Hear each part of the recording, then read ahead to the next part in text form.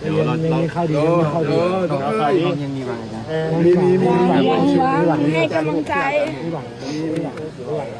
มีอีกครั้งนึง มีหวังครับ บทส่งกับเจ้าทีม ไปยังไม่หมด สวยทุกคนดอกหวาน ต้องช่วยคอยจะมา ดอกหวานแล้วอยู่น้ำห้องนี่แหละไอ้ เราไม่ไปใช่หรอก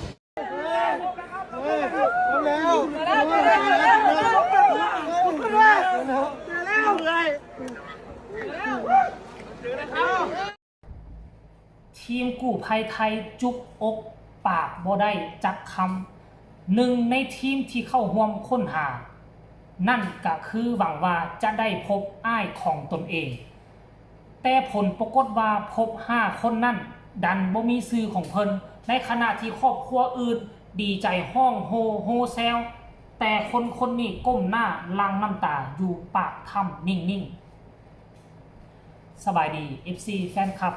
ทุกทางก็แล้วกันมาพบมาพ่อกันคลิปนี้ขอยกย้ายส้ายสวยออกจากแวดวงการหมอลำอยากจะนำพาทุกคนไปติดตามเรื่องราวข้อมูลข่าวสารของคน7คนที่ติดถ้ำอยู่ที่เมืองล่องแจ้งแขวงไส้สมบูรณ์ซึ่งเป็นใจกลางของพื้นแผ่นดินลาวท่านผู้ชม FC แฟนคลับเมื่อวานนี้หลายคนก็จะได้ยินข่าวเรื่องความคืบหน้าว่าพบแล้วจำนวน5คนแมนพบแล้วจำนวน5คนแต่คนทั้งหมดที่เข้าไป10คนรอดออกมาก่อน3คนก่อนที่น้ำจะท่วมปากถ้ำแต่ว่าเหลืออยู่ในถ้ำต้องเป็น7คนแต่เมื่อวานนี้ไปถามคนที่อยู่ในถ้ำ5คนบอกว่าบ่ฮู้เด้ออีก2คนไปใส่พอทีมงานพวกค่อยมีกันแต่5คนอ้าวแต่ญาติพี่น้องอยู่ทางด้านนอกถ้ำมารอท่านี่มีครอบครัว7ครอบครัวนั่นหมายความว่า2คนอยู่ในถ้ำนี่แน่ๆแล้ว2คนมันอยู่ใส่แต่หน้าที่หดหูใจที่สุดทีมงานกู้ภัยไทยลาวมาจออยู่ปากถ้ำแต่ก็เข้าถ้ำบ่ได้มือทำอิฐนะบ่ฮู้ถ้ำเป็นแนวใดมันยาวไปทางใดมันคดไปทางใดบ่ฮู้ก็เลยได้คนพื้นที่2คนมาอาสาเป็นกู้ภัยมาอาสาที่เป็นด้านหน้านำพากู้ภัยไทยลาวเข้าไปทางด้านในถ้ำและ2คนนี้เป้าหมายที่เขาเสนอมาคือผู้หนึ่งมีพอที่ข้างอยู่ทางด้านในผู้ที่2มีอ้ายที่ข้างอยู่ทางด้านในด้วยความหวังว่าจะไปช่วยพอกับอ้ายของตนเองแต่ผลปรากฏว่าเขาสู้มานำกู้ภัยไทย3 มื้อใน3 มื้อนี้บ่แม่นว่าเขาจะข้านไปละล่าได้ประคองทั้งกู้ภัยไทยยกทั้งถังอากาศลากถังอากาศเข้าไปทางด้านในเมื่อวานนี้จนเฮ็ดให้ผู้หนึ่งลอยสลบเลยแพทย์จนได้เอาออกซิมาให้ดมแต่ผลปรากฏว่ามาพบมาพ่อ5คนแล้วมันดันบ่มีชื่อของอ้ายตนแต่อีกคนหนึ่งนั่นโชคดีพ่อของตนนั่นเจอแล้วแต่ว่าอีกผู้หนึ่งบ่พบอ้ายยืนเศร้าห้องให้ในขณะที่ทุกคนพากันห้องโฮเซลดีใจกู้ภัยไทยก็เลยผิดสังเกตเข้ามาถามได้ยินคำสั้นๆว่า1 ใน 5คนนั่นบ่แม่นอ้ายของค่อยบ่มีชื่ออ้ายของค่อยเฮ็ดให้กู้ภัยไทยผู้ที่กำลังดีใจอยู่หยุดสงักทันทีบ่กล้าดีใจต่อน้ำตาตกในท่านผู้ชม FC แฟนคลับมันเกิดขึ้นแล้วหน้าตาของผู้นี้เป็นแนวใดให้ทุกคนไปชมภาพบรรยากาศคลิปนี้พร้อมๆกันเลยแล้วจังมาพอกันในช่วงต่อไปอาจารย์น้ำหน้าคนไม่มีที่อยู่เลยก็มันมีที่ไปอีกอยู่เลยเดี๋ยวเรามีข้าวดีมีข้าวดียังมีบางอย่างมีหวังให้กำลังใจมีหวังมีอีกครั้งนึง มีหวังครับ บทส่งกับเจ้าทีม ไปยังไม่หมด สวยทุกคนดอกหวาน ต้องช่วยคอยจะมา ดอกหวานแล้วอยู่น้ำห้องนี่แหละไอ้เราไม่ไปใช่หรอกการค้นหาบ่ทันได้แล้วเด้อจะสอนเราจริงๆว่าพวกเขา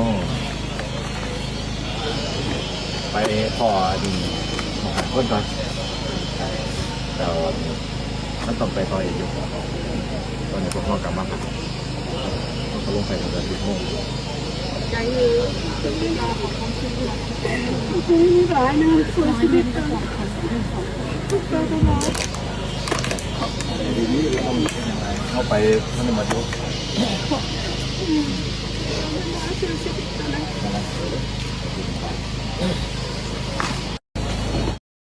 เห็นบอทุกคนผู้ใส่เสื้อสีเหลืองนะผู้ชายใส่เสื้อสีเหลือง เป็นทีมงานกู้ภัยที่สำคัญที่สุดคันบ่มีเรานี่ก็กู้ภัยไทยก็บ่สามารถเข้าไปในถ้ำได้เพราะเราเป็นคนพื้นที่และเราเคยเข้าถ้ำนี่หลายรอบแล้ว เพราะฉะนั้นเราเป็นกำลังหลักและเราก็มาเฮ็ดเวียกซวยนี่3มื้อก็หวังว่าจะเจออ้ายตนของตนเอง แต่ดันบ่เจอมันก็สะเทือนใจเด้ประกาศรายชื่อมาเอาบ่มีชื่ออ้ายตนเองอะประกาศรายชื่อมานั่นห่วย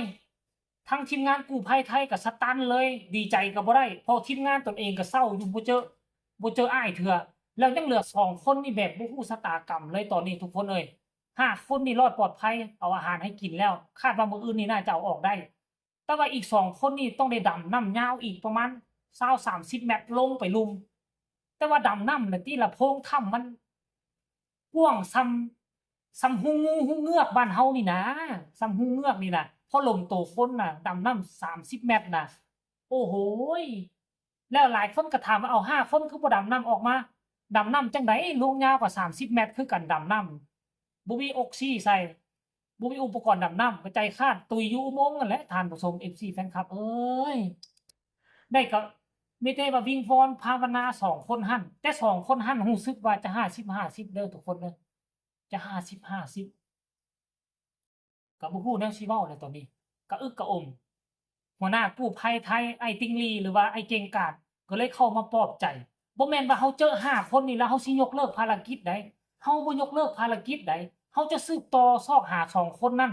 ควบคู่กันกับหาวิธีเอา5คนนี้ออกมาว่าซั่นเด้ทุกคนเอ้ยอันนี้คือ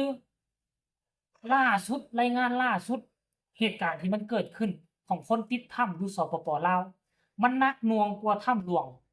เนาะถ้ำหลวงนางนอนท่านผู้ชมเอ้ยทางก็แคบทางก็แคบเครื่องไม้เครื่องมือก็ถือว่าบ่หลายแต่หักก็พอใช้สำคัญที่สุดคือทางแคบก็แคบอีหลีเด้ถ้ำหลวงยังพาย่างเข้าปากถ้ำสบายเลย